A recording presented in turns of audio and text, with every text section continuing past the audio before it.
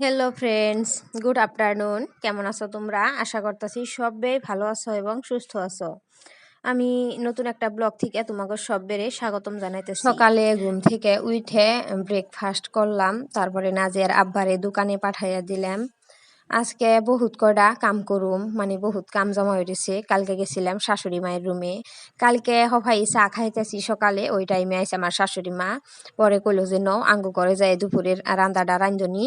তো আমিও বহুত কয়টা কাম আসাল, বহুত কাপড় ধোয়া লাগা আসাল, কাপড় দি ধোয়া বাদ দিয়ে অমনি থুয়ে শাশুড়ি মায়ের রুমে গেলাম গা।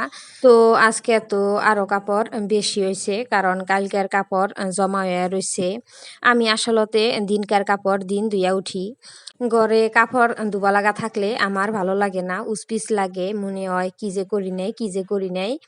তো ওই জন্যে আঙ্গো নাজিয়ার আব্বা মারে থেমালি করে কইয়া থাকে যে তোমার ভালো লাগে না কে। কোনো সময় যদি আমি কইয়া থাকি আমার ভালো লাগতেছে না এখন, তো সেই সময় কয় তোমার ভালো লাগে না কে, তুমি কাপড় দাও কা, তোমার কাপড় ধুলে না ভালো লাগে। আমি এত কাপড় ধুই দেখে নাজিয়ার আব্বা কয় আমি বলে কাপড় ধুইতেই নষ্ট করে হালাই। আমি আসলতে এক কাপড় একবার পিন্ধার পরে আর দ্বিতীয়বার পিনবার দিই না। নাজিয়ার আব্বারেও পিনবার দিই না, নাজিয়ারেও পিনবার দিই না, আর আমিও পিন্দি না। বিশেষ করে গরমের দিনে এক কাপড় একবার পিনবার পরে দ্বিতীয়বার আর পিনবার দিই না। ঠান্ডার দিনে তাও একবার ছাইরা দুইবার পিন্দন যায়। নাজিয়া বাচ্চা পুলাহান ও যেহেতু এনি টাইম খেলাধুলা কইরাই থাকে, ওই জন্য ওর কাপড় একবার পিন্দার পরে আর পিনবার দিই না, বেশি লেত্রা হয়। তো ও বাচ্চা যেহেতু ও খেলাধুলা করলেও ওর কাপড় গন্ধ হয় না, গরমের দিনেও খালি এমনি লেথরা হয়। আর বড় মানুষে তো গরমের দিনে একবার পিনলে কাপড় গন্ধ হইয়া যায় গা।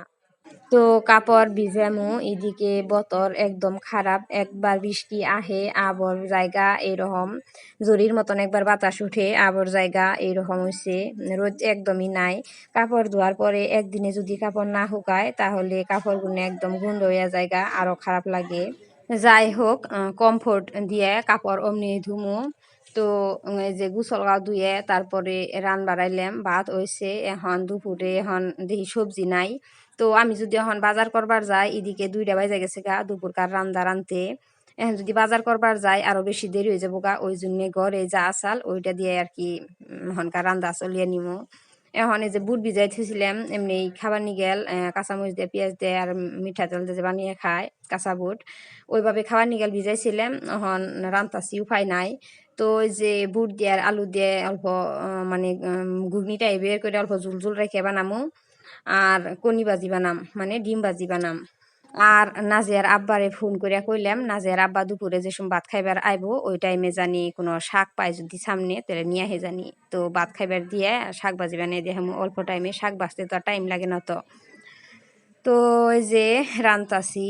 কালকে যে আমি আমার শাশুড়ি মায়ের রুমে গেছিলাম, উনি যাইনে একটা কথা শুনলাম। কথাটা আসলতে আমারে কয় নাই, অন্যজনরে কইছে। তো কথাটা শোনার পরে গুনে আমি মনে মনে ভাবতাছি যে মানুষের চিন্তা ভাবনা এরকম ওভার পারে কে। কথাটা হইলো আমার শাশুড়ি মায়ে একজনরে হইস করছে যে তুই যে বিয়া করবার চাইতেছ, তুই গেম খেলা বাদ দেস না কে, বিয়া করালে তো বউ হাল্লা করবো গেম খেললে। তো হে ছেড়াই কয় আমি কি বউয়ের কামাই খাই, আমি বউর কথা শুনমু, আমি বউরে কামাই করে খাওয়ামু, আমি আমার কথা বউয়ে শুনন নাকবো, আর বউ যদি আমারে কামাই করে খাওয়ায় তাহলে বউয়ের কথা আমি শুনমু। তো এই কথার মধ্যে আমার একটা প্রশ্ন, যে বউয়ে যে কামাই করে খাওয়ায় না তাতে কি?